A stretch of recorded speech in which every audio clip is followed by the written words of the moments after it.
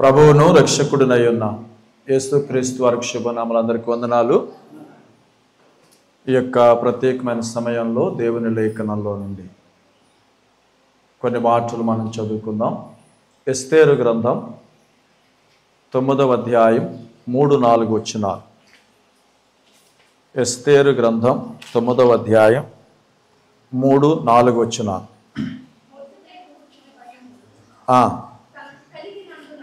తనకు కలిగినందున సమస్థానపు అధిపతులను, అధికారులను, ప్రభువులను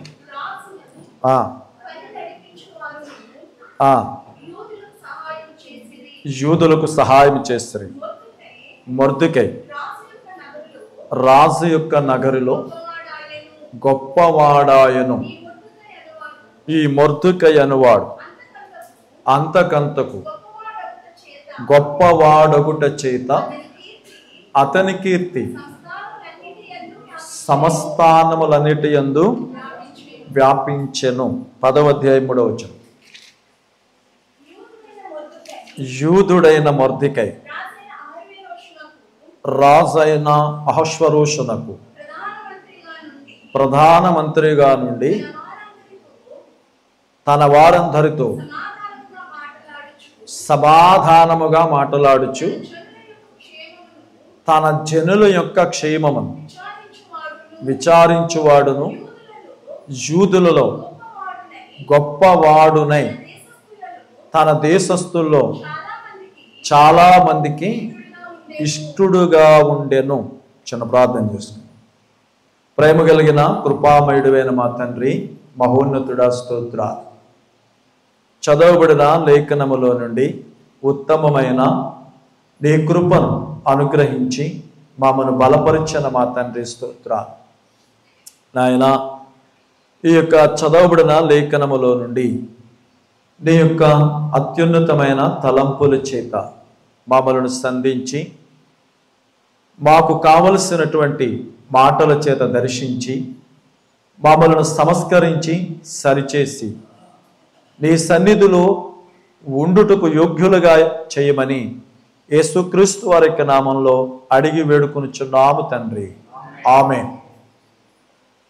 ప్రభువునందు ప్రియమైన వారులారా, ఈ లేఖన భాగంలో ఒకసారి మనం ఆలోచన చేస్తే మొర్దెకై అనే పదాన్ని చూస్తున్నాం.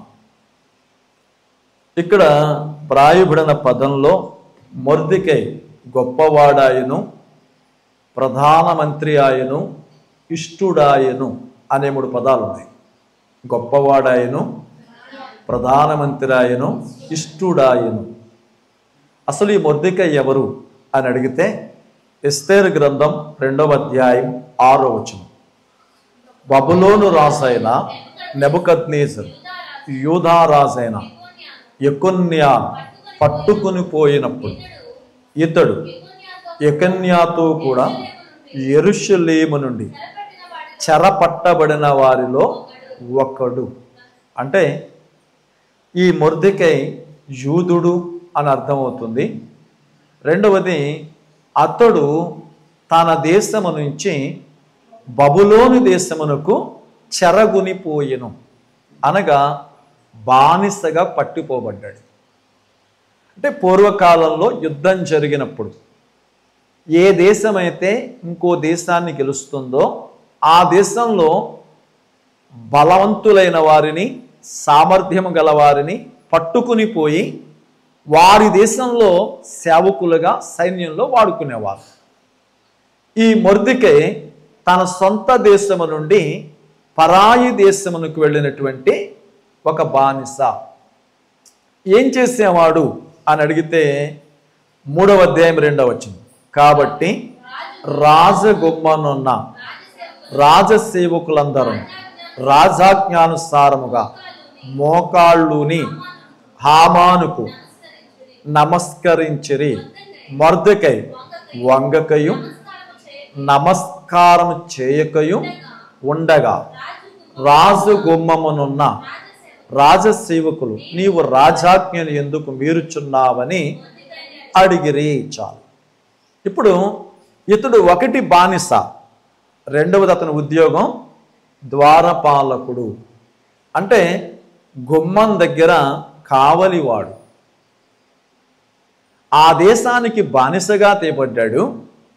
ఆ దేశంలో ఒక గుమ్మము దగ్గర ద్వారపాలకుడు, గేట్ కీపర్ లేక వాచ్మ్యాన్. ఈ గేట్ కీపర్ ఎక్కడి దాకా ఎదిగాడు అని అడిగితే గొప్పవాడయ్యాడు, ప్రధానమంత్రి అయ్యాడు, ఇష్టుడయ్యాడు. ఏ దేశంలోనైనా ఎక్కడైనా బానిసగా వెళ్ళిన వాడు బానిసగానే చనిపోతాడు. కానీ ఒక బానిస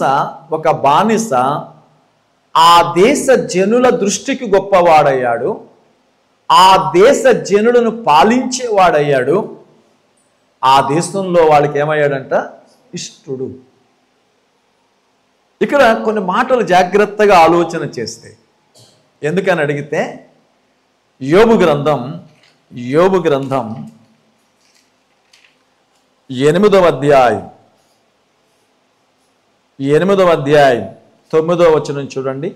మునపటి తరము వారి సంగతులు విచారించు, వారు నీ పితరులు పరీక్షించిన దానిని బాగుగా తెలుసుకొను, వారు నీకు బోధించెదరు.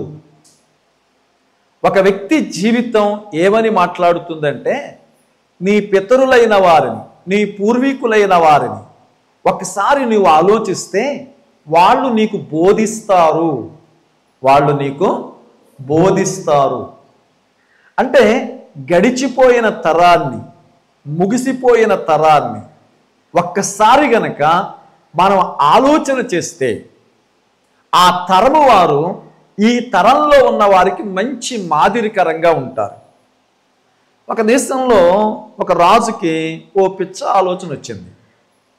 ఏంటి ఆలోచన అంటే, మన రాజ్యంలో 60 సంవత్సరాలు దాటిన వాళ్ళు వ్యవసాయం చేయడానికి పనికిరారు, యుద్ధం చేయడానికి పనికిరారు, వారిని పోషించడం తప్ప వారి వలన ఎలాంటి ఉపకారం లేదు అని రాజుగారికి ఒక ఆలోచన వచ్చింది. దాన్ని మంత్రి గారి దగ్గర పెట్టారు. సరే, మొత్తానికి రాజకొలువంతా ఆలోచించి చేసిన నిర్ణయం ఏంటంటే, ముసలి వాళ్ళందరినీ దేశంలో చంపేయండి. ఇక రాజే శాసనం చేసిన తర్వాత పరిస్థితులు అనుకూలించవుగా. రాజుగారి తండ్రి దగ్గర మొదలుపెట్టి నౌకరి తండ్రి దాకా 60 సంవత్సరాలు దాటిన వారిని వారి ఆరోగ్యాలతో సంబంధం లేకుండా అందరిని చంపేస్తున్నారు. ఒకడు పాపం తన తండ్రి పట్ల బాగా ప్రేమ కలిగిన వాడయ్యుండి వాళ్ళ నాన్నని ఆ ఇంటి అటక మీద దాచాడు. చాలా జాగ్రత్తగా ఎవడికి కంటికి కనబడకుండా పోషిస్తున్నాడు. సరే, కాలక్రమంలో ఏమైందంటే దేశంలో బాగుగా కరువు వచ్చింది. ఎంత కరువు అంటే ఆ దేశంలో అలాంటి కరువు ఎప్పుడూ చూచుండ్రు. ఈ కరువులో దాచుకున్న విత్తనాలు కూడా తినేశారు. వర్షాలు లేవు. ఇప్పుడు ఒకవేళ వర్షాలు పడితే విత్తడానికి విత్తనాలు కూడా లేవు. ఇప్పుడు రాజుగారు ఒక చాటింపు వేయించాడు. మనకు విత్తనాలు లేవు, ఇప్పుడు వర్షాలు కురిసే సీజన్ వస్తుంది, మనకు విత్తనాలు కావాలి, ఎక్కడి నుంచి వస్తాయి? మంచి ఆలోచన చెప్పిన వానికి రాజ్యంలో సగం ఇస్తామన్నారు. ఇప్పుడు ఎవరిని అడుగుతారు? రాజ్యమంతా ఒకళ్ళ మొక్కలు ఒకళ్ళు చూసుకుంటున్నారు మీలాగా. సరే, అటక మీద ఉన్నాడు కదా ఒకడు, వాడు చెప్పాడు వాళ్ళ అబ్బాయికి ఏమనంటే, ఇదిగో మన రాజ్యంలోని దారులు ఉన్నాయిగా, పొలాలకు వెళ్ళే దారులు, అవతల దేశాలకు వెళ్ళే దారులు ఉన్నాయిగా, ఆ దారులకి ఎడాపెడా నీళ్లు చల్లండి అని చెప్పాడంట. ఈడొచ్చి రాజుగారితో అన్నాడు, అయ్యా మనం పెద్దగా కష్టపడాల్సిన పనేమీ లేదు, మన రహదారులు వెంబడి ఆ పక్కన ఈ పక్కన తడిపితే విత్తనాలు వస్తాయన్నాడు. అక్కడ కూర్చున్న వాళ్ళంతా కూడా నవ్వారు. మనకి విత్తనాలు కావాలి అంటే దారులు తడపాలంటాడు ఏంటిడు? దారి తడిపితే విత్తనాలు ఎలా వస్తాయి అని అడిగారు. నేను చెప్తున్నాను సార్, దారి తడిపితే విత్తనాలు వస్తాయి అన్నాడు. రాజుగారు అన్నాడు, నువ్వు అవసరంతో ఆడుకోవాలనుకోవడం లేదుగా, నువ్వు చెప్పింది జరగకపోతే నీ తల తీస్తావన్నారు. దానికి నేను సిద్ధం సార్. సరే, పనివారులను పెట్టి సైన్యాన్ని పెట్టి దారులన్నీ తడిపారు. దారులన్నీ తడిపారు. విత్తనాలు వస్తాయో రావా? 4 రోజులకి దారి పక్కన మొక్కలు వచ్చాయి, మొలకలు వచ్చాయి. సరే, మొలకలు ఎదిగిని అర్థమైంది. రాజుగారు ఈయన గౌరవింపారు. అసలు ఇంత మంచి ఆలోచన మన రాజ్యంలో నీ ఒక్కడికి ఎలా వచ్చింది? నీకు వచ్చిందా? ఎవరైనా చెప్పారా?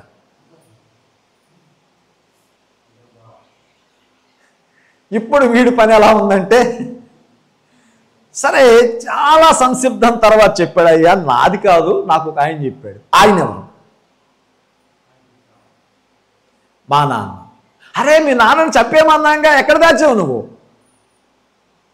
అయ్యా మీరు అందరూ చెప్పారు కానీ నేను మా నాన్నని దాచాను.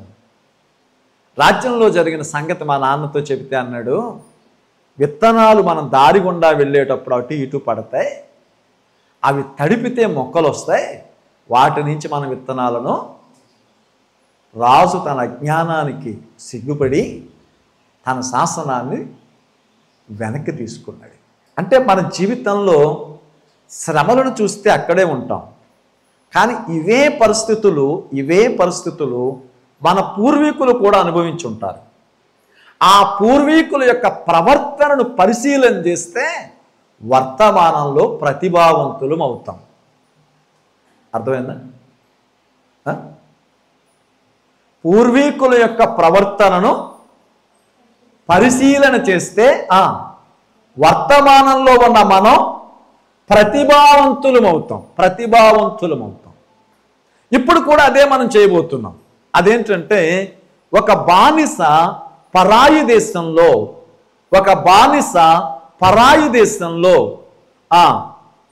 గొప్పవాడుగా, ప్రధానమంత్రిగా, ఇష్టుడుగా అయ్యాడట.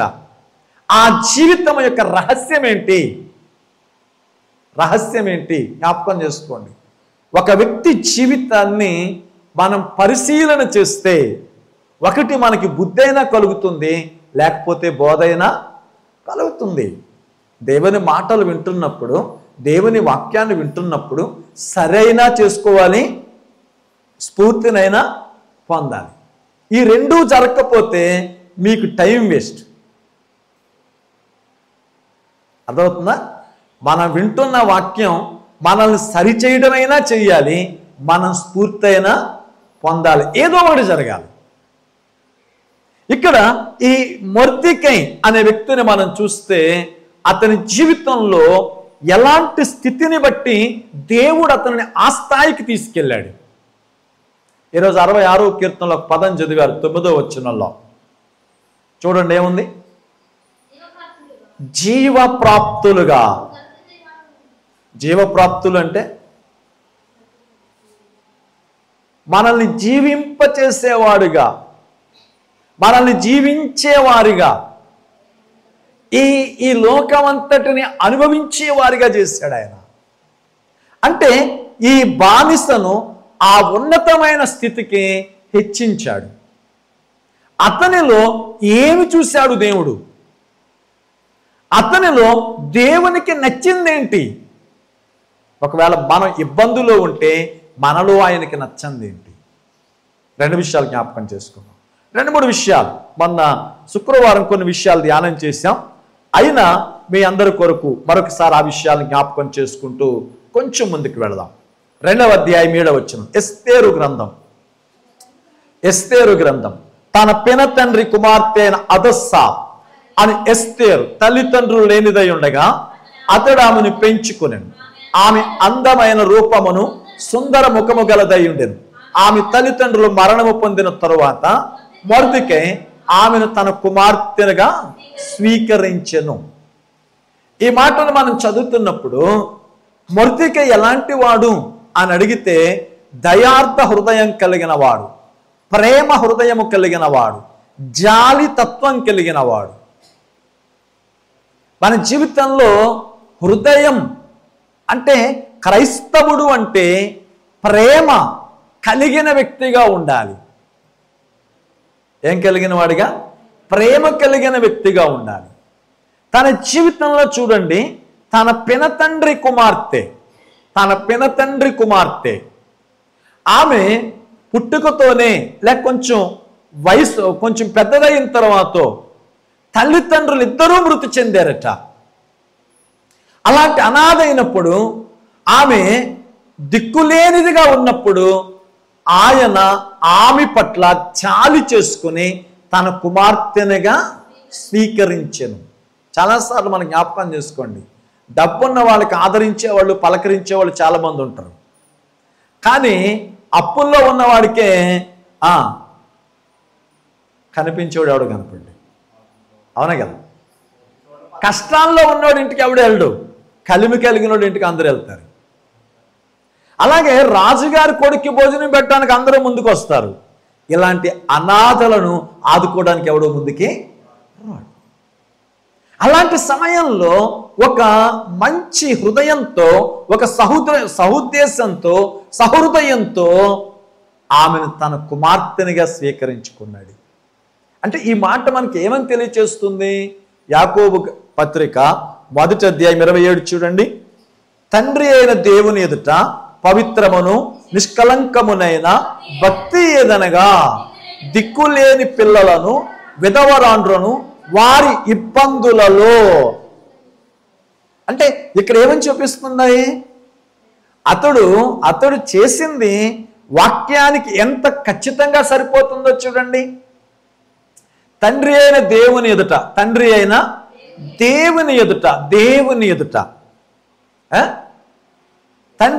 దేవుని ఎదుట ఆ నిష్కలంకమును పవిత్రమైన భక్తి ఏదనగా దిక్కులేని పిల్లలను, విధవరాండ్రులను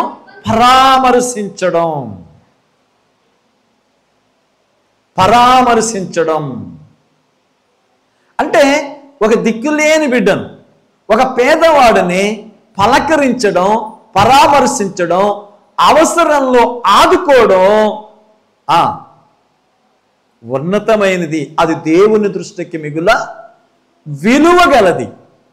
దేవుని దృష్టికి మిగుల విలువగలది. అంటే మన జీవితంలో జ్ఞాపకం చేసుకోవాలి. చాలాసార్లు ఎలా ఉంటుందంటే, మనకు సంబంధం లేని వ్యక్తులు, మీరు చూడండి, మొన్న చిరంజీవి పుట్టినరోజు అయింది. ఎక్కడో ఊళ్ళో సెంటర్లో కేక్ కట్ చేశారు. కేక్ రమ్మని కేకేసి కూడా ఎవరు ఉంటాడా? బొట్టగొట్టల కింద జనం వెళ్తారు, వెళ్ళరా? ఇప్పుడు మన సంఘంలో ఎవడో పేదోడు పుట్టినరోజు చేసుకుంటున్నాడు, రమ్మని 25 సార్లు కేకేసినా రారు. కానీ మీరు ఆలోచన చేయండి, ఈ పనికిమాలినోడు ఏదైనా హాస్పిటల్లో పడ్డాడు అనుకోండి, చిరంజీవి గారు కనీసం ఫోన్ ఏం చేస్తాడా? కానీ ఈ పేదోడు తండ్రి వెళ్తాడుగా. అంతటి విజ్ఞత కూడా మనకుండదు. అంటే మనం ఎలా ఉంటాం అని అడిగితే, ఈ లోకంలో పాపులారిటీని బట్టి, పరిస్థితులను బట్టి మనం పరుగులెడుతుంటాం. కానీ ఈయనేమని చెప్తున్నాడు అంటే, దిక్కులేని పిల్లలను, విధవరాండ్రులను వారి ఇబ్బందుల్లో. కనుకనే దేవుని వాక్యం మాట్లాడుతున్న వాస్తవమైన విషయం చూడండి. యెషయా గ్రంథం 58:7, నీ ఆహారము ఆకలిగొన్న వారికి పెట్టు, నీ రక్త సంబంధికి ముఖము తిప్పకుండుట, దిక్కుమాలిన బీదలను నీ ఇంట చేర్చుకోవడం, వస్త్రహీనుడు నీకు కనబడినప్పుడు వానికి వస్త్రములు ఇవ్వడం. ఇదియే కదా ఇక్కడ మనం చూస్తున్నప్పుడు ఏమని చెప్తున్నాడు? మరలా చూద్దాం, 8వ వచనం 7వ వచనం. నీ ఆహారం నీ రక్త సంబంధికి. నిజంగా చూడండి, మీ చుట్టాలు అందరూ ఉన్నారు. మీ చుట్టాల్లో కొంచెం పేదోడు ఆయన ఏదో వివిధ రకాల కారణాల చేత తల్లిదండ్రులు చనిపోయారు, ఒక బిడ్డ ఉంది. ఇప్పుడు ఎలా ఉంటుందంటే, కార్యక్రమం అయిపోయిన తర్వాత ఊళ్ళో వాళ్ళు అంటారు వీళ్ళు చుట్టాలు ఎవరో ఒకటి తీసుకెళ్ళకపోతాడా అని ఊళ్ళో చుట్టాలు చూస్తాడు. కానీ అక్కడున్న ఈ చుట్టాలందరూ అనుకుంటారు వెనకాల ఉంటే మనకే అంటుకుంటుంది, ఏదోలాగా ముందు వెళ్ళిపోలేం. కానీ ఇక్కడ మీరు చూడండి ఏమంటున్నాడు, నీ ఆహారం ఆకలి కొన్న వానికి పెట్టడం, నీ రక్త సంబంధికి, అంటే వాడు కష్టంలో ఉన్నాడని నష్టంలో ఉన్నాడని వాడిని పలకరించకపోవడం, వాని వైపు చూడలేకపోవడం. ఇంకా వస్త్రహీనుడు కనబడినప్పుడు నువ్వు ఇలా చెయ్యగలిగితే 9వ వచనం, అప్పుడు నీవు పిలవగా యెహోవా ఉత్తరమిచ్చును. ఎంత అద్భుతమైన మాట. నీవు మొరపెట్టగా ఆయన నేనున్నాను అని అంటాడు. ఇప్పుడు మొర్దెకై ఎలాంటి వాడు అని అడిగితే ప్రేమ కలిగిన వాడు, దయార్థ హృదయం కలిగిన వాడు. అనాథగా అందరూ విడిచిపెట్టిపోయినా తాను మాత్రం ఆమెను తన కుమార్తెనిగా స్వీకరించాడు. ఈ రోజున మన దయార్థ హృదయము సమాజంలో కనబడుతుందా? ప్రేమ కలిగిన వ్యక్తి. ఒకవేళ మీరు అనొచ్చు అదేంటండి, ఆయన వాళ్ళ సొంత చిన్న ఆయన కొడుకు, వరసకు చెల్లెలయ్యే ఆమెను చేరదీయడంలో పెద్ద ఏముందా, దాని ప్రేమ అని ఏమంటాం అని అంటారు. మరొక సంగతి కూడా జ్ఞాపకం చేస్తాను. ఎస్తేరు గ్రంథం 2వ అధ్యాయం 21. ఆ దినాలలో మొర్దెకై రాజు గుమ్మంలో కూర్చుని ఉండగా రాజు యొక్క ఇద్దరు షండులైన బిగుత్తాను తెరుషు అను ద్వారపాలకులు కోపగ్రస్తులై రాజు అయిన అశ్వరోషును చంపుటకు ఆలోచించుకుని ఉండిరి. ఈ సంగతి మొర్దెకైకి తెలియబడినందున అతడు దానిని రాణి అయిన ఎస్తేరుతో చెప్పెను. ఈ మాట చూడండి, ఇక్కడ ఏమని అని అడిగితే రాజును చంపాలనుకుంటున్నారు వేరేళ్ళు. వాస్తవానికి మొర్దెకైకి రాజు అంటే ఎంతో కొంత కోపం ఉండాలి. ఎందుకంటే వారి దేశంలో నాశనం చేసి అక్కడి నుంచి బానిసలుగా తెచ్చారు ఇక్కడికి. వీళ్ళని బానిసలుగా కాలు కింద చెప్పులా వాడుతున్నారు. అలాంటి సమయంలో రాజుకి శత్రువులైన ఇద్దరు రాజును చంపడానికి ఆలోచన చేస్తే రాజును తప్పించడానికి, రాజును బ్రతికించడానికి చూపిన ప్రేమ. అంటే నీ శత్రువులను కూడా నీవు ప్రేమించు. మీరు మీ పరలోకపు తండ్రికి కుమారులగినట్లు మీ శత్రువులను ప్రేమించండి. అంటే ఇప్పుడు మొర్దెకై ఏమి కలిగి ఉన్నాడు అని అడిగితే దేవుని హృదయాన్ని కలిగి ఉన్నాడు, ప్రేమ కలిగిన వాడిగా ఉన్నాడు. మరి మీ జీవితాలు ఆలోచన చేయండి, ఇలాంటి ప్రేమ తత్వం కలిగిన వ్యక్తులుగా ఉన్నామా? భక్తి చేస్తున్నాం, భక్తి మనమేంటి తాగుబోతుడు కూడా చేస్తాడు, భక్తి మనమేంటి దొంగోడు కూడా చేస్తాడు. దొంగతనానికి వెళుతూ దేవుడి ముందు నిలబడి నాయన ఈ దొంగతనం పారితే దశంభాగం ఇస్తానని మొక్కుకునే దొంగోళ్ళు లేరా? హత్య చేయడానికి వెళుతూ కూడా దొరకకూడదని దండం పెట్టుకునే వాళ్ళు లేరా? భక్తికేముంది, ఎవడైనా చేస్తాడు, అది చెప్పుకోదగిందేం కాదు. ఇప్పుడు ఆ భక్తిలో ఈ ప్రేమ తత్వాన్ని కలిగిందా? ప్రేమ హృదయాన్ని కలిగిన వ్యక్తిగా నువ్వు ఉన్నావా? రెండవ మాట, ఇంకా అతని జీవితంలో మనం ఆలోచించే విషయం, అంది వచ్చిన అవకాశాన్ని వాడుకునేవాడు. అంది వచ్చిన అవకాశాన్ని వాడుకునేవాడు. అంటే చూడండి, ఎస్తేరు గ్రంథం 2వ అధ్యాయం 8వ వచనం, ఆ రాజాజ్ఞయు అతని నిర్ణయం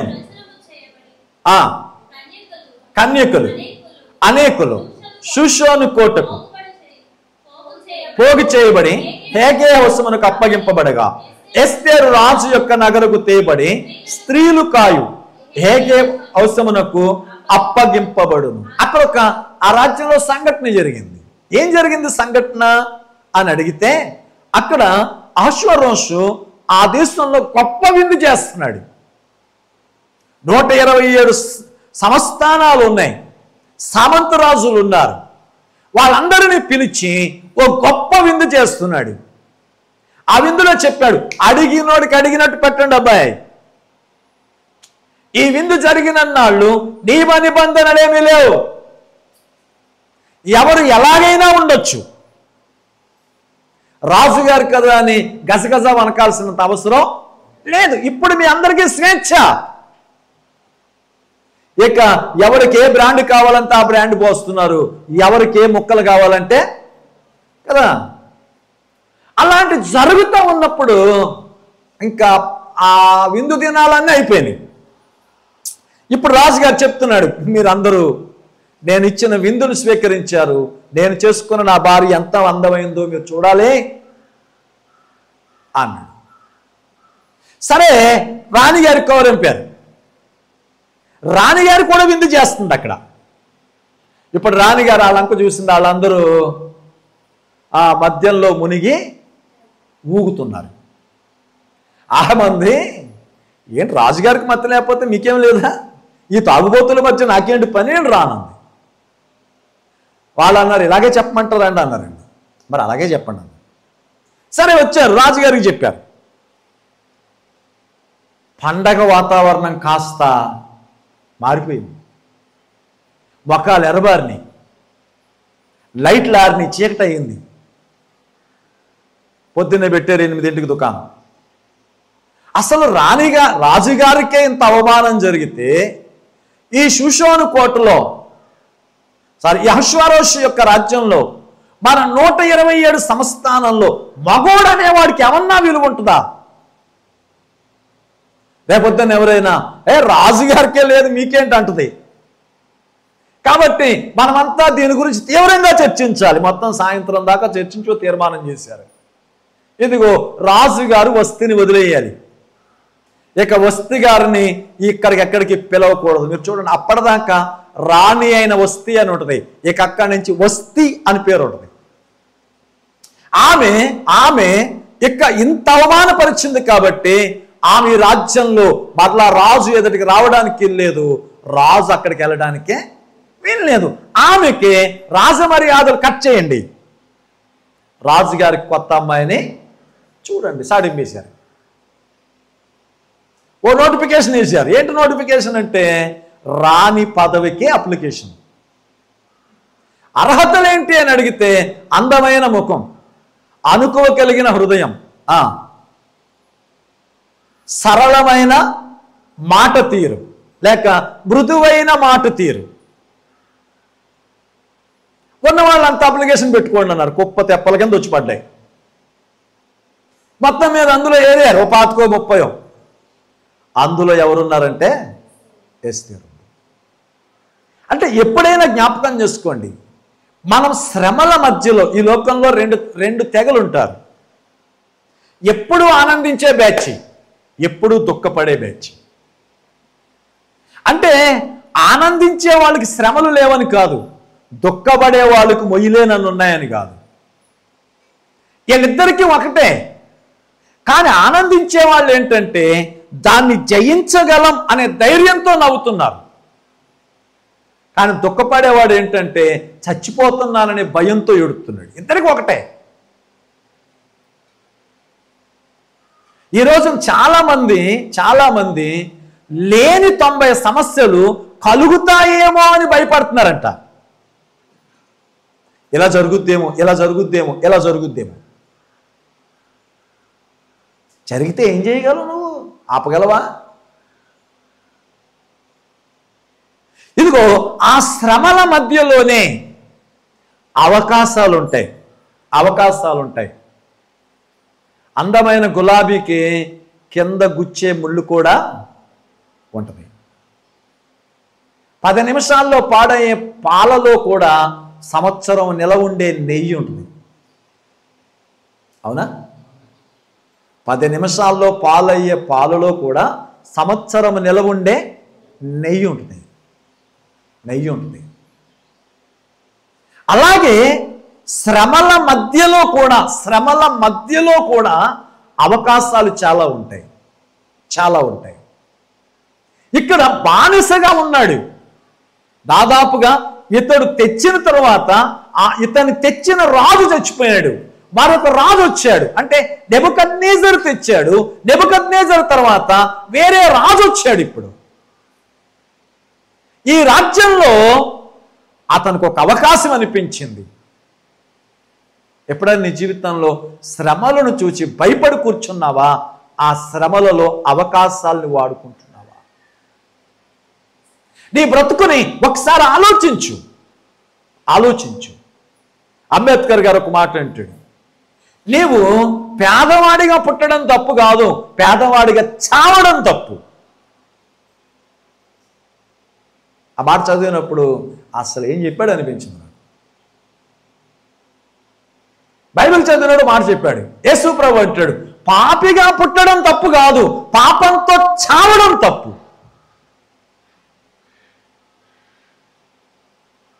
ఈ ప్రపంచంలో పాపిగా పుట్టడం తప్పు కాదు, పాపంతో చావడం తప్పు. జీవితంలో శ్రమల మధ్య వెళ్ళొచ్చు, వాటమితో రాజీపడి కాదు.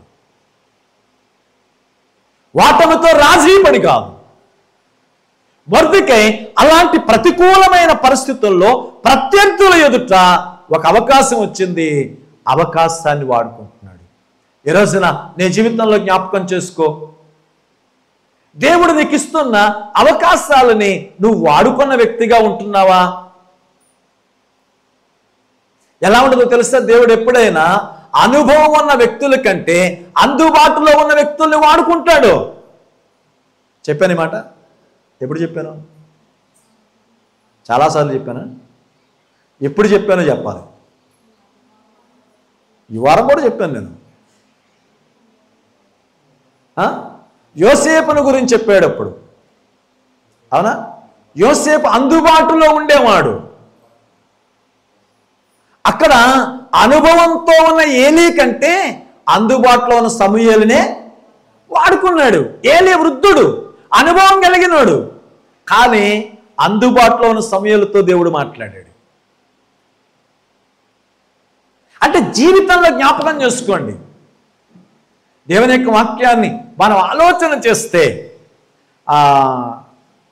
న్యాయాధిపతుల గ్రంథంలో చూడండి, అక్కడ పరాక్రమశాలులు ఎంతమంది ఉన్నా అందుబాటులో ఉన్న దెబోరాను వాడుకున్నాడు.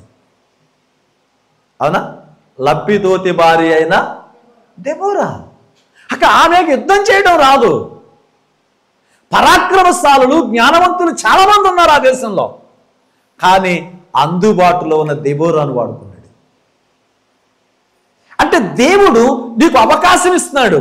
ఆ అవకాశాన్ని నువ్వు వాడుకుంటే, నువ్వు అందుకుంటే నిన్ను వాడుకుంటాడు. కానీ మనకేమనిపిస్తుంది? నేను కాదులేండి.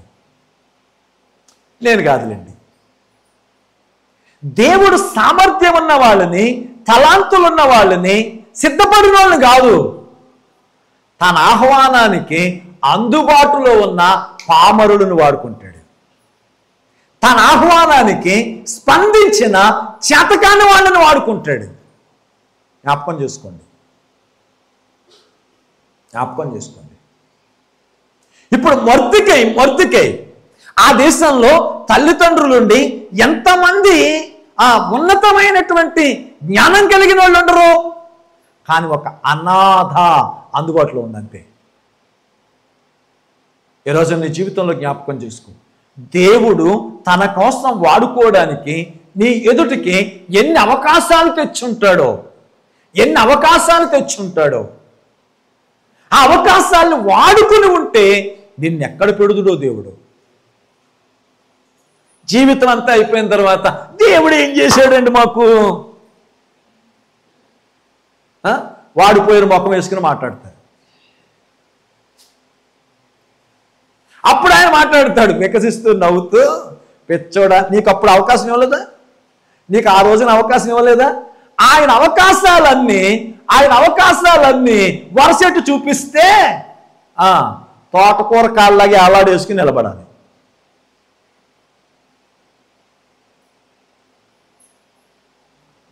జీవితంలో జ్ఞాపకం చేసుకోండి, ఆయన ఇస్తున్న అవకాశాలని వాడుకునే వ్యక్తులుగా ఉన్నామా? వాడుకునే వ్యక్తులు. ఒక ఆయన ఒక హాస్టల్ నుంచి వాళ్ళని వైట్ హౌస్కి తీసుకెళ్లారు, అమెరికాలో వైట్ హౌస్కి. పిల్లలందరూ వైట్ హౌస్ చూసేసి వెళ్ళిపోతూ ఉంటే ఒక కుర్రోడు తిరిగి తిరిగి తిరిగి చూస్తున్నాడట. వాటేనా అన్నాడు. ఏంటి వెనక్కి తిరిగి అంత చూస్తున్నావు? మెళ్ళ ఎరుగుతాను. లేదు సార్, నా జీవితంలో ఇక్కడ మొక్కలు పెంచేవాడుగానైనా ఉద్యోగం కావాలనుకున్నాడంట. ఎక్కడ? వైట్ హౌస్లో. గ్రేట్. ఆయన అన్నాడంట, ఒరే నువ్వు కష్టపడి చదివి విశ్వాసంతో ప్రభువుని వెంబడిస్తే అందులోనే ప్రెసిడెంట్ అవ్వచ్చురా అన్నాడంట. మీకు తెలుసా, తన జీవితంలో ప్రెసిడెంట్ అయ్యాడు. జీవితంలో ఓ లక్ష్యం ఉండాలి. ఆ లక్ష్యంలో మన ఎదుటికి వచ్చిన అవకాశాన్ని వాడుకోవాలి. నా వల్ల కాదులేండి, నీ వల్ల కాదు అంటే ఆయన దుకాణం మూసుకునే రకం కాదు, ఇంకొకరిని పిలుచుకుంటాడు. ఇంకొకరినే పిలుచుకుంటాడు. ఎలా అనిపిస్తుందంటే మన అవకాశం వేరే వాడు వాడుకుంటున్నప్పుడు అసూయ కలుగుతుంది. కానీ ఆడికి ఇవ్వకముందే అవకాశాన్ని ఎదురు పెడతాడు. కానీ నువ్వేమనుకున్నావు? నేను లేకపోతే అయిపోద్ది అనుకున్నావు ఏదైనా. ఇప్పుడు మొర్దెకై ఎలాంటి వాడు అంటే అందిన అవకాశాన్ని వాడుకునేవాడు. జ్ఞాపకం చేసుకోండి, మన జీవితంలో దేవుని కోసం ఏదైనా చెయ్యడానికి అవకాశం అనిపిస్తే దానికోసం ఎంత దూరమైనా వెళ్ళాలి. ఎంత దూరమైనా. యెఫ్తా కుమార్తె ఏం చేసిందో తెలుసా? ఏం చేసింది? యెఫ్తా కుమార్తెకు వచ్చిన అవకాశం ఏంటో తెలుసా? చావడం. చావడం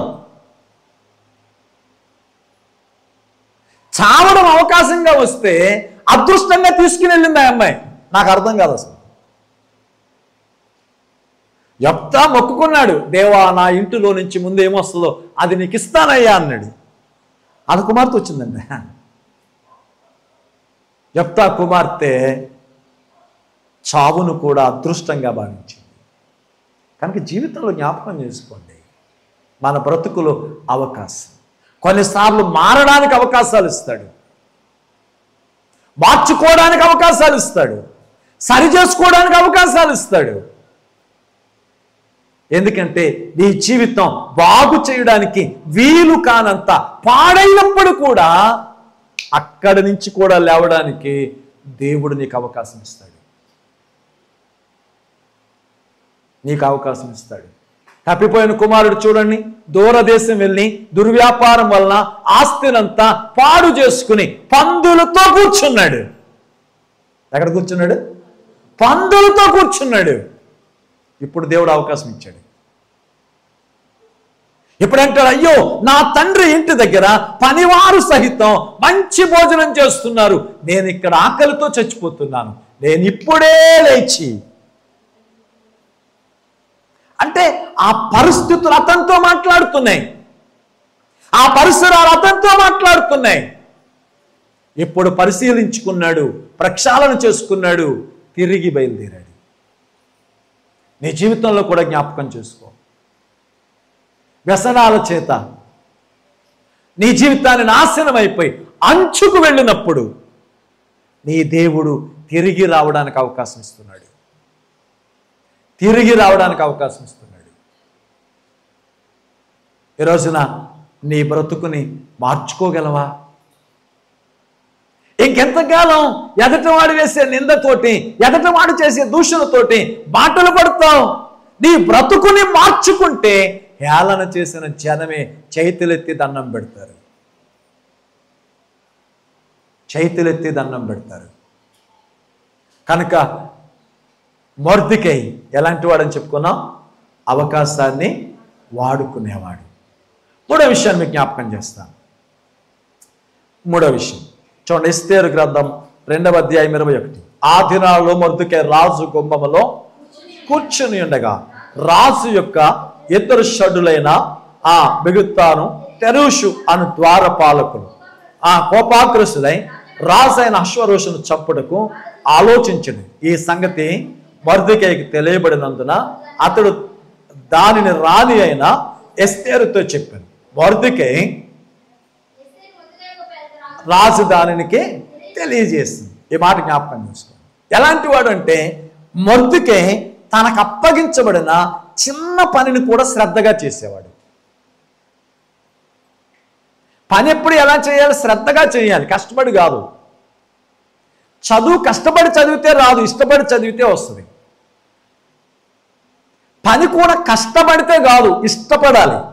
ఇష్టపడితే కష్టం అనిపించదు.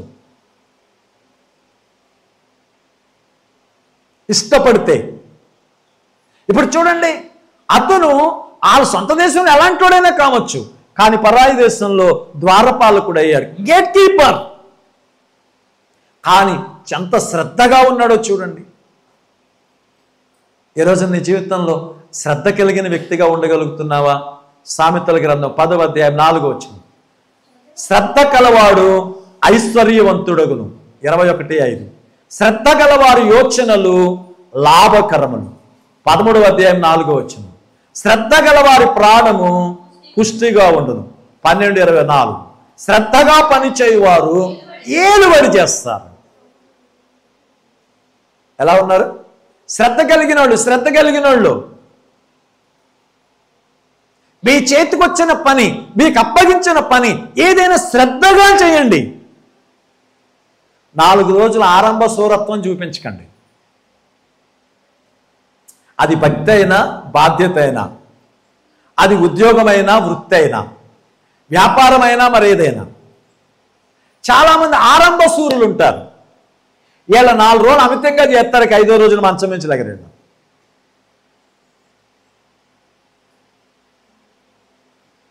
ఏముంది అక్కడ? శ్రద్ధ కలిగిన వారు ఐశ్వర్యవంతులు అవుతారు. శ్రద్ధ కలిగిన వారు వారి యోచన లాభదాయకం. శ్రద్ధ కలిగిన వారు పుష్టిగా ఉంటారు. శ్రద్ధ కలిగిన వారు ఏలుబడి చేస్తారు. ఇప్పుడు మొర్దెకై ఎలాంటి వాడు అని అడిగితే శ్రద్ధ కలిగిన వాడు. ఒకవేళ నువ్వు పిహెచ్డీ చేసి ఉండొచ్చు, చిన్నపాటి గుమ్మస్తాలు జాబ్ వచ్చింది, చెయ్యి.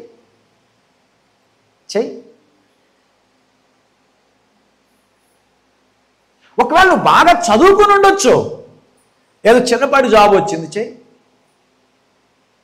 అక్కడ నుంచి దేవుడు నిన్ను ఎక్కడికి హెచ్చిస్తాడో.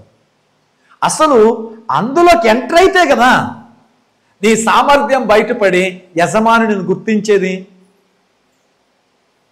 అసలు నువ్వు అందులో ఎంటర్ అవ్వకుండానే అబ్బే ఇది మన అర్హత ఎక్కడండి, మనం ఎక్కడ, నువ్వేమీ లేకపోయినా ఆకాశం మేఘాల్లో ఊహించుకుంటే చివరికి మిగిలేది ఏముండదు. నువ్వెంత బలవంతుడివైనా, ఎంత జ్ఞానవంతుడివైనా, సామర్థ్యం ఉన్నా నీకిచ్చిన దానిలో ఎలా ఉండాలి? శ్రద్ధ కలిగి పనిచేయాలి.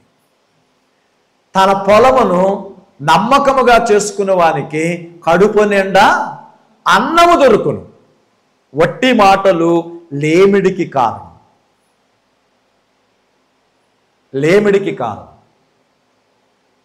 మీరు చూడండి, మీరు వంట చేసేటప్పుడు కూడా శ్రద్ధగా చేయడానికి, కష్టపడి చేయడానికి తేడా ఉంటుంది.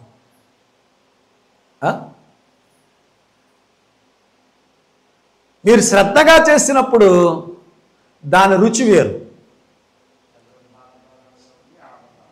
అది సంగతే. జీవితంలో జ్ఞాపకం చేసుకోండి, అత్తగారికి పెట్టే టీకి, అమ్మకు పెట్టే టీకి తేడా లేదా? టీలో తేడా ఉండదు, రుచిలో తేడా ఉంటుంది. అంటే జీవితంలో శ్రద్ధ, మనస్సు పెట్టడం ఎలా ఉంటుందని చూడండి. ఇంటి పక్క వాళ్ళు దెబ్బలాడుతున్నారు అనుకోండి, వాళ్ళ దెబ్బలాట మీరు ముసలోళ్ళు అయినప్పుడు కూడా వాళ్ళు ఇలా తిట్టారు, అలా తిట్టారు గుర్తుంటుంది. కానీ చర్చిలో మాటలు రేపు అడగండి, ఏం చెప్పారు మాస్టర్ గారు? పైగా పని అంతా మానేసి కూర్చున్నారు. అక్కడ మానేసి కూర్చుంటే ఏమన్నా అనుకుంటారేమో అని పని చేస్తున్నట్టు నటిస్తూ మరీ వింటారు. అయినా గుర్తుంటుంది. ఇంత పని కట్టుకొని కూర్చున్నా కానీ గుర్తుండదు. అంటే ఏం లేదు ఇక్కడ. అది పైగా దీనికి చెప్పేది అస్సలు గుర్తుంటలేదండి పాస్టర్ గారు. శ్రద్ధేది మనసు పెడితే కదా. జీవితంలో జ్ఞాపకం చేసుకోండి, దేవుని సన్నిధిలో శ్రద్ధ కలిగి. చూడండి ప్రసంగి గ్రంథం 5వ అధ్యాయం 1వ వచనం చూడండి. ప్రసంగి గ్రంథం 5వ అధ్యాయం 1వ వచనం. నీవు దేవుని మందిరమునకు పోయినప్పుడు నీ ప్రవర్తనను జాగ్రత్త, అంటే శ్రద్ధ కలిగి ఉండాలి దేవుని మందిరంలో, శ్రద్ధ కలిగి ఉండాలి. ఇప్పుడు శ్రద్ధ కలిగిన వాడు మరి మీ జీవితంలో జ్ఞాపకం చేసుకోండి, మీరు అలాంటి శ్రద్ధ కలిగిన వ్యక్తులుగా ఉండగలుగుతున్నారా? ఎన్నైనా ఇప్పటికి 3. 4వ విషయాన్ని జ్ఞాపకం చేస్తాను, చాలా ప్రాముఖ్యమైన విషయం. 3వ అధ్యాయం 2వ వచనం. కాబట్టి రాజు గుమ్మమునున్న రాజసేవకులందరూ రాజాజ్ఞానుసారముగా మోకాళ్ళుని హామానుకు నమస్కరించిరి. మొర్దెకై వంగకయు నమస్కరించకయు రాజు గుమ్మమునొద్దున్న రాజసేవకులు నీవు రాజాజ్ఞను ఎందుకు మీరుచున్నావు అడిగిరి. ఈ ప్రకారం వారు ప్రతిదినం అతనితో చెప్పుచూ వచ్చెనను అతడు వారి మాట చెవిని పెట్టకపోయాను గనుక వారు మొర్దెకై యొక్క మాటలు స్థిరపడునో లేదో చూతుమని హామానుకు తెలిపిరి. ఏలయనగా అతడు నేను యూదుడును ఆ పని చెయ్యజాలనని వారితో చెప్పాను. ఇప్పుడు చెప్పండి, మొర్దెకైకి ఏముంది? నేను 3 చెప్పానుగా, ప్రేమ కలిగినోడు, అవకాశాలు వాడుకున్నాడు, శ్రద్ధ కలిగినోడు. ఇప్పుడు 4వ దానికి మీరు పేరెట్టండి.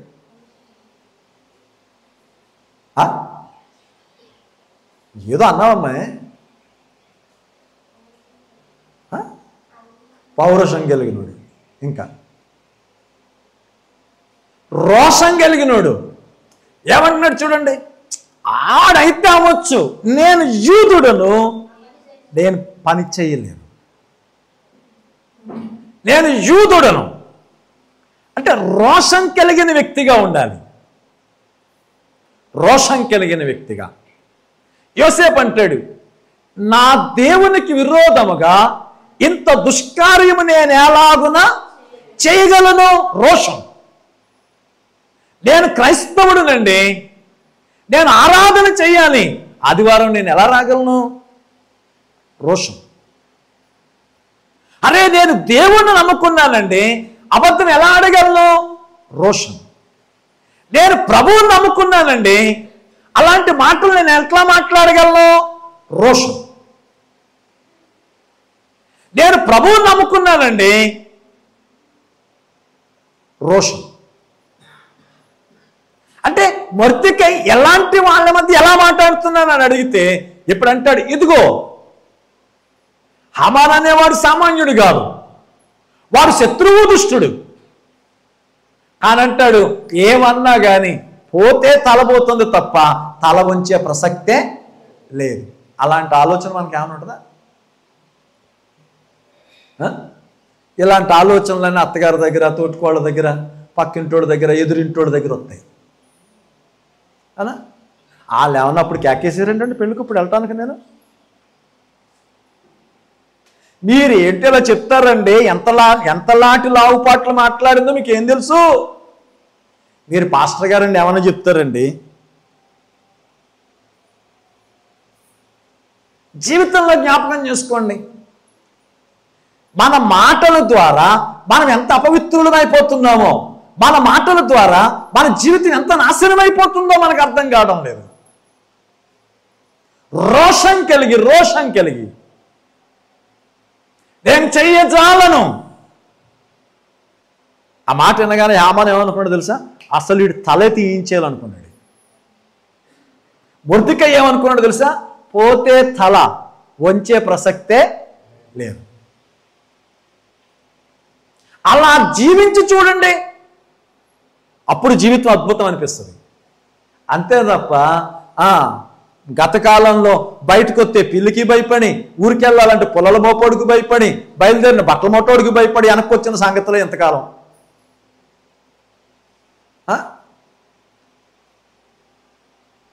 నిన్న ఓ పాస్టర్ గారి ఇంటికి వెళ్ళాను. ఆయన ఇల్లు కట్టుకుంటున్నాడు. సరే పైన స్టేర్ బిల్డింగు. ఆ రోజున వెళ్ళి మొత్తం అంతా ప్లాన్ ఇచ్చి వచ్చాం, అయిపోయిందండి పాస్టర్ గారు, సార్ వెళ్ళండి అంటే వెళ్తే వాళ్ళు కొంచెం అక్కడక్కడ కొన్ని మార్పులు చేశారు. నేను సడన్గా స్టన్ అయ్యి, ఏంటంటే ఇది ఎక్కడ ఎందుకు పెట్టారు అన్న. అంటేనండి కింద ఎలా ఉందో పైన కూడా అలాగే పెట్టాలంట కదండి అన్నారు. ఓహో, అయితే మీరు ఇంకా దేవుడికి భయపడడం మొదలెట్టలేదు అనమాట అన్నాను. అనేటప్పటికి పాస్టర్ గారు ఎలక్ట్ అయ్యి అన్నాడు. అంటే ఎవరికి భయపడుతున్నారు ఇంకా? రాత్రి సెంటరింగ్ వాళ్ళు తమ్ముడు వాసు మాట్లాడుకుంటున్నాం. ఆడంటే 9 అంగుళాలు లైట్ ఎట్టాడంట. 9 అడుగులు కదా, 9 అడుగులు స్లాప్ అయితే ఎట్టాడంట. ఈయన తిడుతున్నాడు ఆ మేస్త్రిని. నేను అన్నాను, మేస్త్రి తప్పు కాదు, కానీ ఒక గీతలు గీసినవాడు ఉంటాడు, ఆడు చెప్పు ఉంటాడు, అబ్బాయి ఇంతకంటే ఎత్తెడితే ప్రాణం పోద్దని, తిడితే ఆని తిట్టాలి. ఈ రోజున మన దౌర్భాగ్యం ఏంటంటే మనకు నచ్చినట్టు ఇల్లు కూడా కట్టుకోలేని అసమర్థులం. మన బిడ్డ పెళ్ళి ఎప్పుడు చేసుకోవాలో మనం నిర్ణయించుకోలేని అసమర్థులం. మీకు తెలుసా, భారతదేశంలో ఏం చదువుకున్నామని కేకలేసి గొప్పలు అంటారు తప్ప, ఆడికి నచ్చినట్టు ఇల్లు కట్టుకోవడం వాడు వల్ల కాదు, ఆడికి నచ్చిన రోజున ఆడు కొడుకు పెళ్లి చేయడం వాడు వల్ల కాదు, ఆడు అనుకున్న రోజున ఆడి జీవితంలో ఏ పని చేయలేడు. ఎవడో ఒకడు చెప్పాలి. దీనికంటే బానిసత్వం ఇంకొకటి లేదు. కానీ మొర్దెకై అలా లేడు. ఏమైనా కానీ తల వంచే ప్రసక్తే లేదు. జీవితంలో జ్ఞాపకం చేసుకోండి, క్రైస్తవులం అనుకున్న తర్వాత, దేవుని పిల్లలం అనుకున్న తర్వాత, పరిశుద్ధులం అనుకున్న తర్వాత రోషం కలిగి బ్రతకాలి. రోషం కలిగి బ్రతకాలి. మనం నలుగురితో కలిసిపోయే వాళ్ళం కాదు, నలుగురికి మాదిరి చూపించేవాళ్ళం. మనం నలుగురితో ఉండేవాళ్ళం కాదు, నలుగురిలో ప్రత్యేకమైన వాళ్ళు.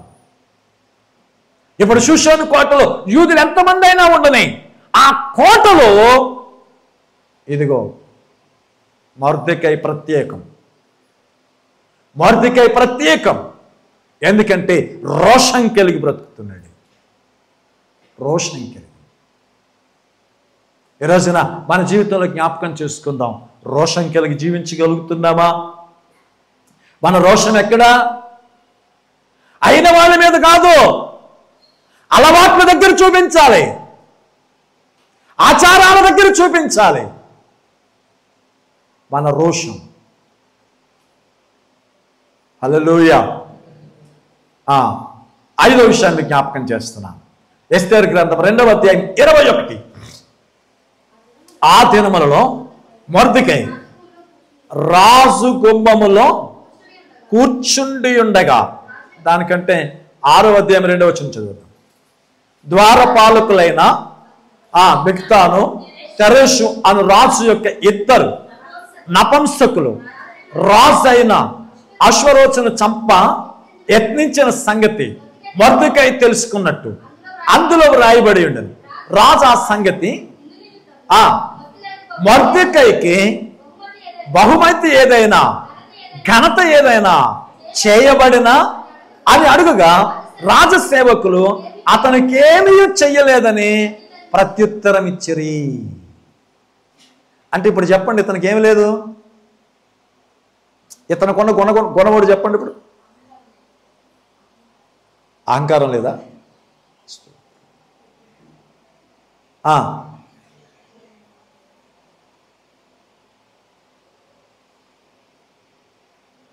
ఘనత కొరకు ఎదురు చూసే వ్యక్తి కాదు. అతడు చేసిన పని ఎలాంటిది? రాజుగారి ప్రాణమును కాపాడాడు. అరే, నేను లేకపోతే రాజు లేడు, రాజు నాకేం చేయలేదు అనుకోవట్లేదు. ఆ రోజు మొర్దెకై లేకపోతే అశ్వరోచు చచ్చిపోయేవాడు. చూడండి ఆ మాట, 2వ అధ్యాయం 23. ఈ సంగతిని గురించి విచారణ చేయగా అది నిజమాయను, అందుచేత వారిద్దరిని ఒక చెట్టుకు ఉరి తీయబడిని. అంటే వీళ్ళిద్దరూ కలిసి రాజును చంపాలని ప్లాన్ వేశారు, పథకం వేశారు. ఆ పథకం మొర్దెకైకి తెలిసింది. మొర్దెకై రాజుకు సమాచారం ఇచ్చాడు. నిజమని తేలింది, వాళ్ళు చంపారు, కానీ ప్రాణం కాపాడి ఇంకేమీ ఇవ్వలేను. అంటే ఒక మాట చెప్పనా, ఘనత కోసం ఎదురు చూసేవాడు కాదు, సింహాసనం కోసం ఎదురు చూసేవాడు కాదు. సింహం అంట సింహాసనం కోసం చూడదంట, అది ఎక్కడ కూర్చుంటే అదే సింహాసనం. మంచి చేసినోడికి ఎవడో దండెత్తే కాదు, వీడు చేసిన మంచే వీడికి దండ. మనం అనుకుంటాం నేను కష్టపడి తూడ్చానండి, కనీసం పట్టించుకోలేదు. నేను ఎరగదీశానండి, పాస్టర్ గారు ఎలా ఉన్నామని కూడా అడగలేదు. పోను పాస్టర్ గారు అంటే బిజీలో ఉన్నాళ్ళండి, ఆ సంఘ పెద్దలు అడగలేదు, కనీసం యాడోళ్ళు అడగలేదు. నేను ఎంత కష్టం మీకు ఏం తెలుసండి అంటే, నువ్వు చేసే కష్టం దేనికోసం చేస్తున్నావు? నువ్వు ప్రజల చప్పట్ల కోసం చేస్తున్నావు, ప్రజలు మెచ్చుకుంటారని చేస్తున్నావు.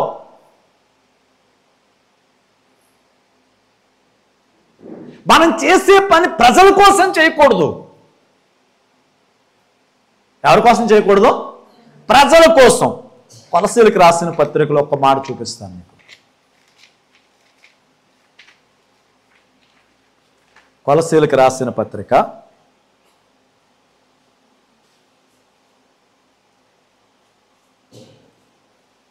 3వ అధ్యాయం 22.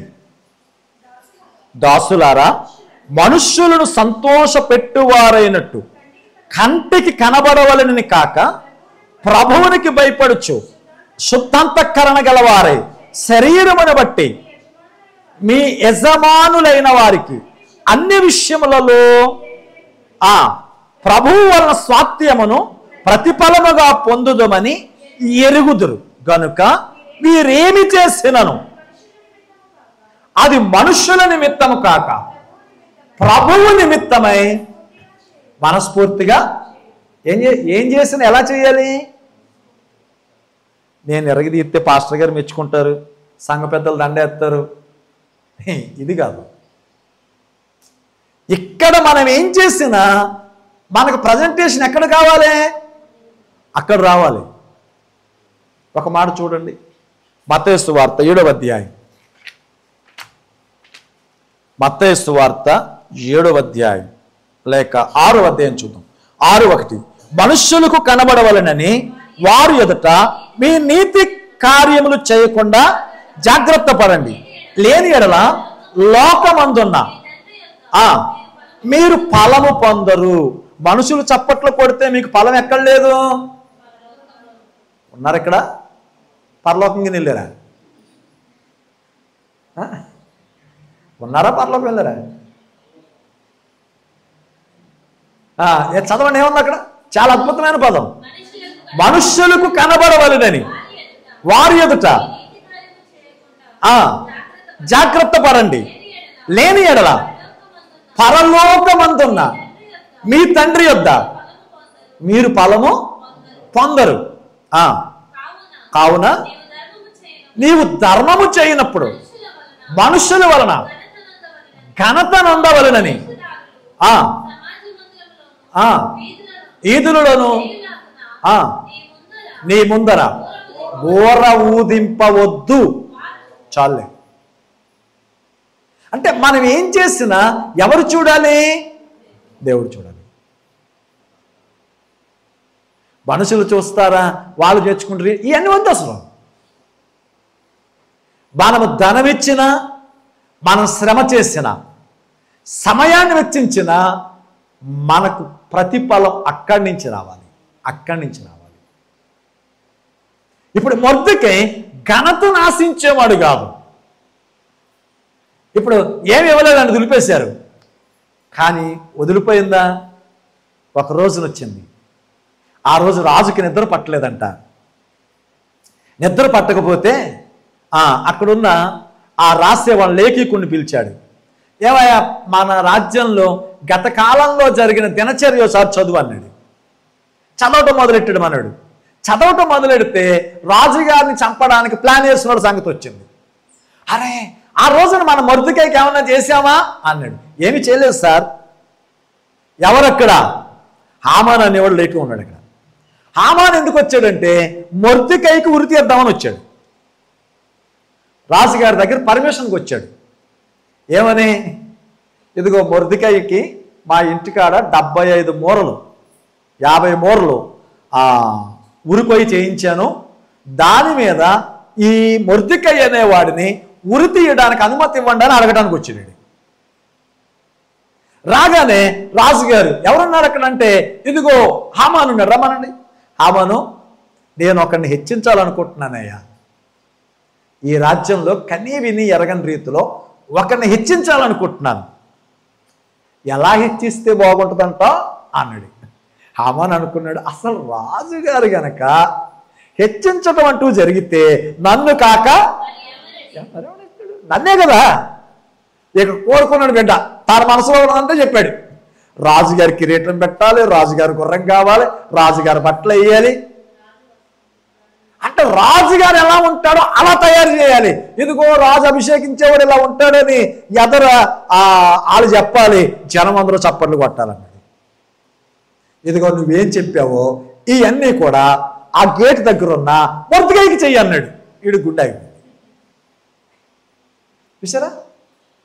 మనం చేసిన మంచి పని, మనం చేసిన సత్కార్యం, మనం చేసిన గొప్ప పని ఏదైనా మనుషులు మర్చిపోవచ్చు, దేవుడు మర్చిపోడు. దేవుడు మర్చిపోడు. కాబట్టి జీవితంలో జ్ఞాపకం చేసుకోండి, ఘనత కొరకేమీ చేయకూడదు. మనం దేవుని కొరకు ఏమైనా చేస్తే దేవుడు ఘనతని కలిగిస్తాడు. మొర్దెకైలో ఒక అద్భుతమైన విషయం ఏంటంటే, ఘనత కొరకు ఆశించని వ్యక్తి. చివరి విషయాన్ని చెప్పి మనం ముగించుకుందాం. 4వ అధ్యాయం 1వ వచనం.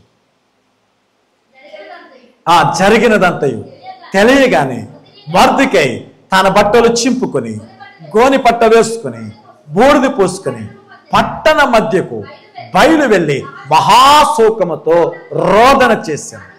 రాజు గుమ్మము ఎదుటకు వచ్చాను. గోని పట్ట కట్టుకున్నవాడై రాజు గుమ్మమున ప్రవేశింపకూడదని ఆజ్ఞ కలదు. రాజు యొక్క ఆజ్ఞయు శాసనమును ఏ సంస్థానమునకు వచ్చానో అక్కడ యూదులు ఉపవాసం ఉండి మహాదుఃఖముతో ఏర్పుతో రోదనతో మునిగినవారు. ఇక్కడ మొర్దెకై ఏడుస్తున్నాడు. జరిగిన సంగతి ఏం జరిగింది అని అడిగితే 3వ అధ్యాయం 8వ వచనం. అంతటి హామాను అహష్వేరోషుతో చెప్పింది ఏమనగా, మీ రాజ్య సంస్థానములన్నిటి యందు జనులలో ఒక జాతి వారు చెదురున్నారు. వారి విధులు సకల జనుల విధులకు వేరుగా ఉన్నాయి. రాజు యొక్క ఆజ్ఞనైనను గైకొనరు వారు, కాబట్టి వారిని ఉండనిచ్చుట రాజుకు ప్రయోజనకరం కాదు. రాజునకు సమ్మతైతే వారు హతము చేయబడినట్లు నేను ఆ పని చేయ వారికి 20,000 మనుగుల వెండిని. ఏమంటున్నాడు ఇప్పుడు? ఏం జరిగిందని అడిగితే వీడు గేటు గారు కూర్చుని హామానుకి తల వంచలేదు కదా, ఇంటికెళ్ళి ఆయన వాళ్ళ భార్యతో కూర్చుని స్నేహితులతో కూర్చుని ఓ పన్నాగం రాశాడు. మొర్దెకై ఒక్కడనే చంపటం ఈజీ, ఈయన్ని కాదు, అసలు వీరు వేళ్ళు ఎక్కడా ఉండకూడదు. రాజు దగ్గరికి వచ్చి లంకెట్టాడు. రాజా, నేను రాజ్య సంస్థానాలన్నీ చూసి వచ్చాను. మన రాజ్యం అద్భుతంగా ఉంది, కానీ మన సంస్థానాలన్నిటిలోనూ ఒక జాతి చెదిరి ఉంది, అక్కడక్కడ కనపడుతున్నారు. వీళ్ళు ఎలాంటి వాళ్ళు అని అడిగితే రాజ మాటకు విలువనివ్వరు, రాజ శాసనానికి కట్టబడరు, వాళ్ళు పన్ను కట్టరు. కాబట్టి ఇలాంటి వాళ్ళు ఉండడం రాజుకు శ్రేయస్కరం కాదు. ఒకవేళ వాళ్ళందరినీ చంపడానికి మీరు అనుమతిస్తే, వాళ్ళందరినీ చంపడానికి మీరు అనుమతిస్తే ఆ చంపే వాళ్ళకి 20,000 మనుగులు వెండి నేను ఇస్తా. బా, ఇది జరిగింది. మొర్దెకై తల్లడిల్లిపోయాడు. అరే, నా జాతి ప్రజలు, నా జనులు ఇదిగో శాసనం చేయబడింది, చట్టం చేయబడింది, వాళ్ళు చావబోతున్నారు అని రోదనతో ఏడుస్తున్నాడట.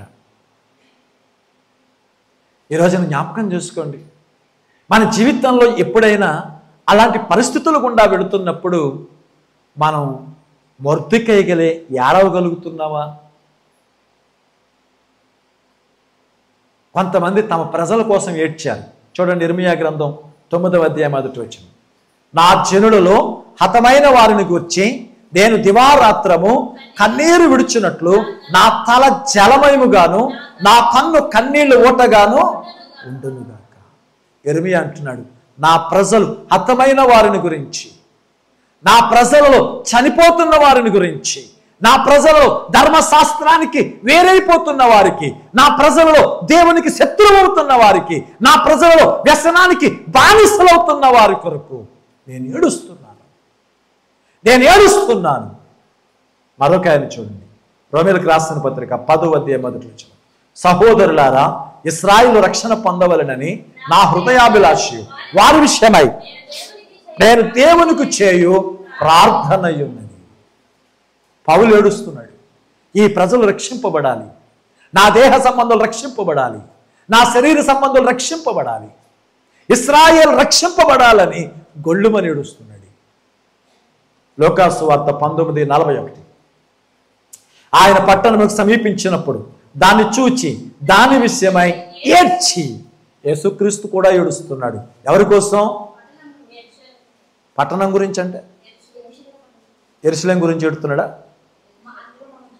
యెరూషలేములో ఉన్న ప్రజల కోసం, కూలే గోడల కోసం కాదు, కూలిపోతున్న బ్రతుకుల కోసం, చావబోతున్న దేహాల కోసం ఆయన అంటున్నాడు ఏడ్చి.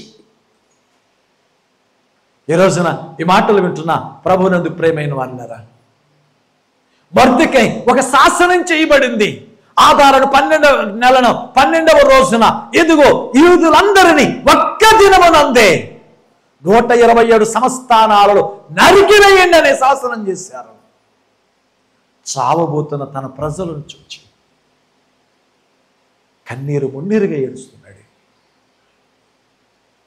ఎప్పుడైనా మీ జీవితాల్లో జ్ఞాపకం చేసుకోండి, భక్తులైన వారు, ప్రవక్తలైన వారు జరగబోతున్న విపత్తును చూసి, తమకు అర్థమైన వినాశనాన్ని చూసి ఏడ్చారు. నీ జీవితంలో ఎప్పుడైనా జ్ఞాపకం చేసుకున్నావా? మనం దేనికోసం ఏడుతున్నాం? చేసిన అప్పు కొరకు, కలిగిన రోగం కొరకు, ఉన్న సమస్యల కొరకు, దీనికోసం ఏడవడమే సరిపోతుంది మనకి. దీనికోసమే, ఐశ్వర్యం కోసమో, అధికారం కోసమో, ఈ లోకంలో ఉన్న ఆరోగ్యం కొరకు, పరిస్థితుల కొరకు ఏడవటమే సరిపోతుంది. కానీ మనం ఏడవాల్సింది, చూడండి సామెతల గ్రంథం 24వ అధ్యాయం 11. 24:11. చావునికై పట్టబడిన వారిని నీవు తప్పించు, నాశనమందు పడుటకు జోగుచున్న వారిని నీవు రక్షింపవా? చావునికై పట్టబడిన వారు, నాశనమందు పడుటకు జోగుచున్నవారు, ఈ లోకంలో సప్త వ్యసనాలకు బానిసలై పాపమునకు దాసులై ప్రజలు మరణపు ఛాయలో ఉన్నారు. ఈ రోజున ప్రపంచంలో చూడండి, నిన్న మొన్న హైదరాబాద్లో జరిగిన సంఘటన చూడండి. ఓ 10th క్లాస్ చదివేవాడు ఒక 10 రోజుల నుంచి ఫోన్ చూశాడంట. దొంగతనం ఎలా చేయాలి, దొంగతనం చేసిన తర్వాత అటాక్ చేస్తే ఎలా తప్పించుకోవాలి, ఒకవేళ ఎదురొస్తే ఒక వ్యక్తిని ఎలా చంపాలి అనే విషయాలన్నీ చర్చ చేసి ఓ 10 సంవత్సరాల అమ్మాయి పేక్కొచ్చినాడు. అరే, సమాజం ఎటుపోతుంది అసలు? ఇలాంటి భయంకరమైన పరిస్థితుల్లో మాటలు విన్నప్పుడు ఆరే ఎంత పనికి మాలుడు, ఎంత పని చేసాడు అంటున్నాం. ఈ రోజున సమాజంలో వ్యక్తుల్ని మనం చూస్తున్నాం. మద్యానికి బానిసలైన వాళ్ళు కుటుంబాలను నాశనం చేస్తూ ఉన్నారు.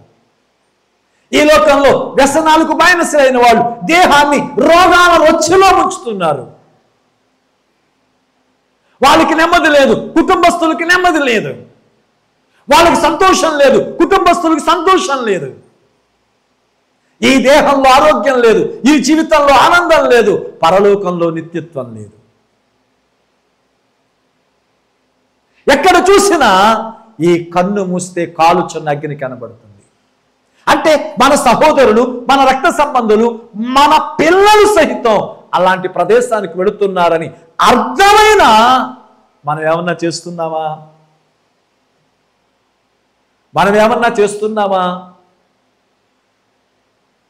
ఏమన్నంటే ఏమన్నా చేసుకుంటాడేమో, ఏమన్నా చేసుకుంటాడేమో. అసలు ఏం చేసుకుంటాడో నువ్వు ఏమన్నా అంటేగా. నేనేమి అనకపోతే ఏమైపోతాడో అనే భయం మాత్రం లేదు. నేనేమన్నంటే ఏమన్నా చేసుకుంటాడేమో. ఈరోజు జీవితంలో జ్ఞాపకం చేసుకోండి. చావునికై పట్టబడిన వారిని నీవు తప్పించవా? నాశనమందు పడుటకు జోగుచున్న వారిని రక్షింపవా? నీ జీవితంలో నీ రక్త సంబంధుల కోసం, నీ స్నేహితుల కోసం, నీ యొక్క భారతదేశం కొరకు ఒక్కరోజు ఉపవాసం ఉండి చేతులు ఎత్తగలుగుతున్నావా? అయ్యో నాన్న, మా దేశాన్ని రక్షించు నాన్న, మా బంధువులు రక్షించు నాన్న, మా స్నేహితులు రక్షించు నాన్న. వారు మనోనేత్రములు గ్రుడ్డి కలిగించి లోకపు యొక్క ఆచారంలో వెళ్ళిపోతున్నారు.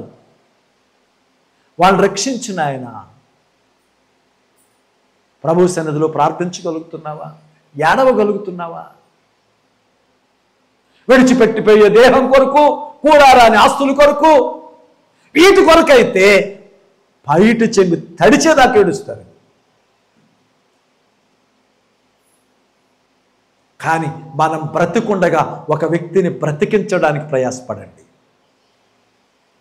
మనం బ్రతికుండగా ఒక వ్యక్తిని బ్రతికించడానికి ప్రయాసపడండి. మనల్ని రక్షించాడు, రక్షించడానికే.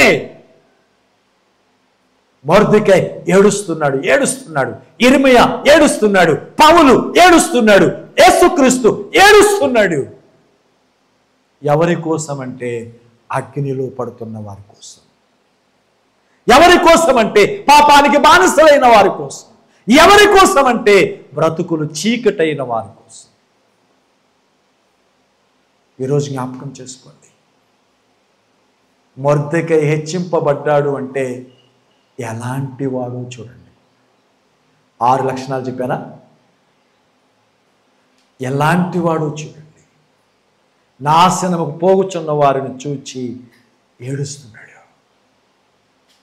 ఒక తాగుబోతును చూసి ఏలన చేయడం కాదు, ఏడ్చే మనసు కావాలి.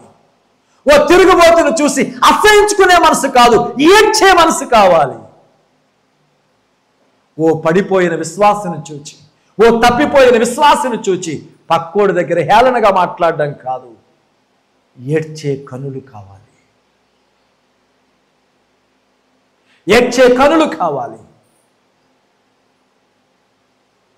సంఘంలో ఆధ్యాత్మికమైన జీవితంలో తప్పిపోయిన వారిని చూచి హేళనగా మాట్లాడడం కాదు, వాని కొరకు ఏడ్చే కన్నీళ్లు కావాలి. ఏడ్చే వ్యక్తులు కావాలి. చూడండి, యోధా పత్రిక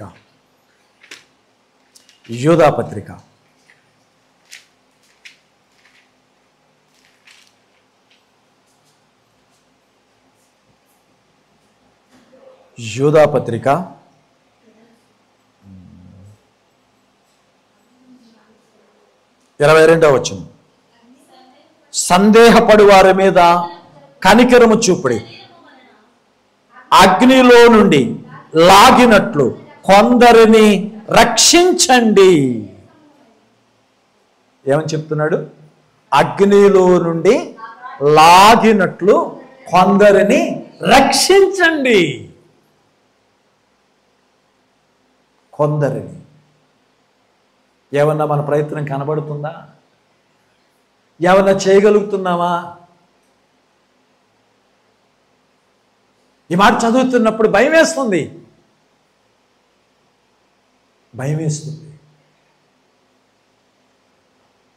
ఈరోజున సమాజంలో జ్ఞాపకం చేసుకోండి. పరిస్థితులు ఎంత భయానకరంగా ఉన్నాయంటే ఏ క్షణం ఎప్పుడు మన యాత్ర ముగుస్తుందో తెలియదు.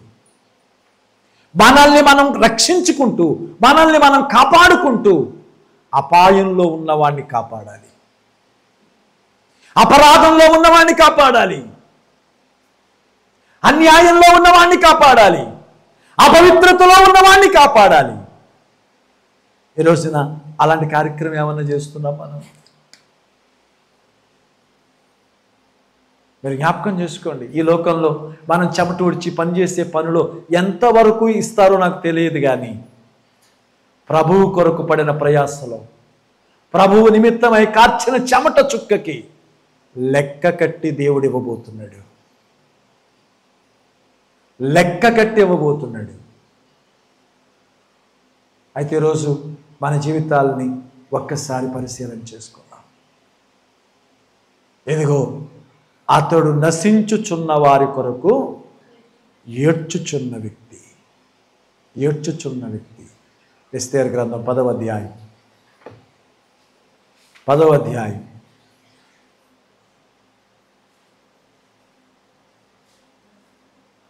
వచనం. యోధుడైన మొర్దెకై రాజైన అహష్వేరోషుకు ప్రధానమంత్రిగా ఎలా ఉన్నాడంట? ఎందుకు ప్రధానమంత్రి అయ్యాడు? ప్రేమించే హృదయం ఉంది కాబట్టి. ఎందుకు ప్రధానమంత్రి అయ్యాడు? అవకాశాలు అందుకున్నాడు కాబట్టి. ఎందుకు ప్రధానమంత్రి అయ్యాడు? శ్రద్ధ కలిగి పనిచేశాడు.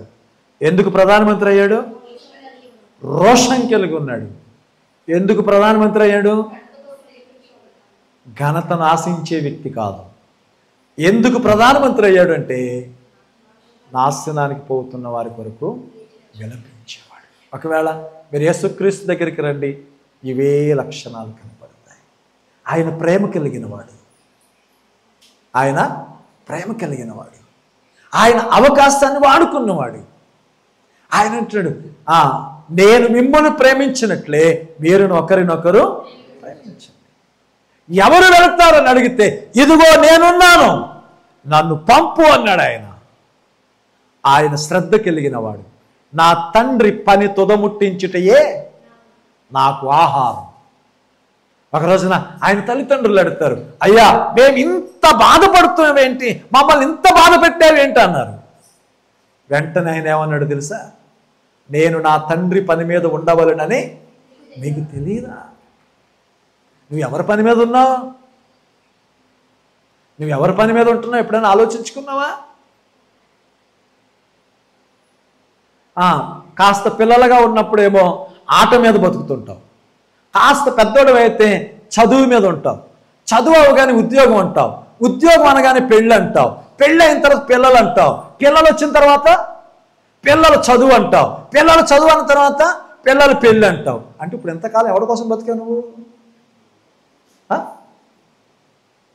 ఇందులో ఇప్పుడు చెప్పిన ఈ సర్కిల్లో ఎక్కడైనా దేవుడు కనపడ్డా? కానీ ఆయన అంటున్నాడు 12 సంవత్సరాల వయస్సులో నా తండ్రి పనుల మీద ఎవరి కోసం బతుకుతున్నారో చూసుకోండి. ఎవరి కోసం బతుకుతున్నారో చూసుకోండి. మన జీవితంలో యేసుప్రభు అంటున్నాడు, నా తండ్రి పనుల మీద. ఆ తర్వాత రోషం కలిగినాడు యేసుక్రీస్తు. చూడండి, ఆయన బ్రతికినంత కాలం ప్రత్యేకంగా ఉన్నాడు. పాపులలో చేరిక ప్రత్యేకంగా ఉన్నాడు. రోషం. తర్వాత ఘనత కోసం చూడనివాడు. ఆయన తన ఎదుట ఉంచబడిన ఆనందము కొరకై అవమానమును సహించి సిలువను భరించి ఆయన ముఖం మీద ఉయ్యబడింది. అవమానాన్ని భరించాడు. ఆయన నశించుచున్న వారి కొరకు ఏడ్చి, అందుచేత ఆయనను ఆకాశము కింద మనుష్యులకు ఇయ్యబడిన అన్ని నామముల కంటే పైన. అంటే యేసుక్రీస్తు ఎలా హెచ్చింపబడ్డాడో మొర్దెకై కూడా అలా హెచ్చింపబడ్డాడు. ఇప్పుడు చూడండి, ఆ మార్గంలో నడిస్తే మనం హెచ్చింపబడమా? ఆ మార్గంలో నడిస్తే మనం హెచ్చింపబడమా? ఈరోజు ఈ మాటలు వింటున్నా ప్రభువునందు ప్రియమైన వారులారా, మన జీవితాలను ఒక్కసారి జ్ఞాపకం చేసుకుందాం. ఈరోజు ఈ మాటలు మన హృదయానికి, మన జీవితానికి ఒక మాదిరి కావాలి. ఇదిగో ఒక బానిస, ఒక గేట్ కీపర్, ఓ బానిస, ఓ ద్వారపాలకుడు ఘనుడయ్యాడు, ప్రధానమంత్రి అయ్యాడు, ఇష్టుడయ్యాడు. ఈరోజు నీ జీవితాన్ని జ్ఞాపకం చేసుకో. నువ్వు చిన్న స్థితిలో ఉండొచ్చు, అప్పుల ఊబిలో ఉండొచ్చు, కష్టాలలో ఉండొచ్చు, చిన్నపాటి ఆదాయాన్ని కలిగి ఉండొచ్చు. కానీ భయపడకు, దేవుడు ఉన్నతంగా చేయబోతున్నాడు, దేవుడు అద్భుతం చేయబోతున్నాడు, దేవుడు ఆశ్చర్యం చేయబోతున్నాడు.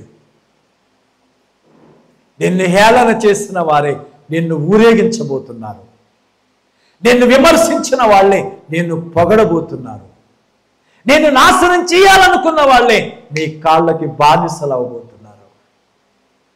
నీ దేవుడు అంతగా చేయబోతున్నాడు. ఎంత గొప్ప దేవుడు నిన్నంతగా ప్రేమిస్తే ఇంకెంతకాలం ఈ లోకం కోసం, దేహం కోసం బ్రతుకుతావు? ఏ రోజైనా మొర్దెకై వలె, ప్రభువైన యేసుక్రీస్తు వలె ప్రభువు కోసం బ్రతుకుదాం. అందరూ తలలు వంచండి, మనల్ని మనమే ప్రభువుకి అప్పగించుకుందాం. ప్రియులారా, ఈ మాటలు నీ హృదయాన్ని తాకుతూ ఉండగా, ఈ మాటలు నీ బ్రతుకుని సరిచేయడానికి నీ హృదయంలో చొచ్చుకొని పోతుండగా జ్ఞాపకం చేసుకో. ప్రభువు నీతో మాట్లాడుతున్నాడు. ఈ లోకము దాని ఆశలు గతించిపోబోతున్నాయి. ఇక సమయము లేదు. నీకు తెలుసా ఈ లోక నటన త్వరలో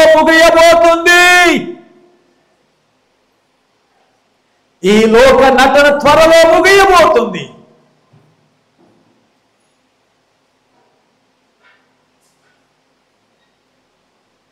ఈ ప్రత్యేకమైన సమయంలో నీ జీవితాన్ని ఒక్కసారి ప్రభు ఎదుట పరిశీలన చేసుకో. ఈ మొర్దెకై జీవితం నీకొక గుణపాఠం కావాలి, నీకొక ఆధ్యాత్మిక పాఠం కావాలి. ఒక బానిస, ఓ ద్వారపాలకుడు గొప్పవాడయ్యాడు, ప్రధానమంత్రి అయ్యాడు, ఇష్టుడుగా ఉన్నాడు. పక్షపాతం లేనివాడు మన దేవుడు, అందరిని సమముగా ప్రేమించేవాడు మన దేవుడు. జీవితం అంతా కాలిపోయిన తర్వాత అరే దేవుడేమీ చేయలేదు అని ఏడ్చుట కంటే అర్థమైన ఈ క్షణం లోపాలను సరిచేసుకుంటే దేవుడు హెచ్చించబోతున్నాడు. ప్రేమ నమ్మకం కలిగిన మా తండ్రి, కరుణావాంఛనత కలిగిన వాడా స్తోత్రాలు. నీ మాటలు మమ్మల్ని స్పృహలోనికి తెచ్చాయి, నీ కొరకు బ్రతికించాయి. నాయన ఉన్నతమైన నీ కృప మా ఎడల చూపించమని యేసు నామమున అడుగుచున్నాము.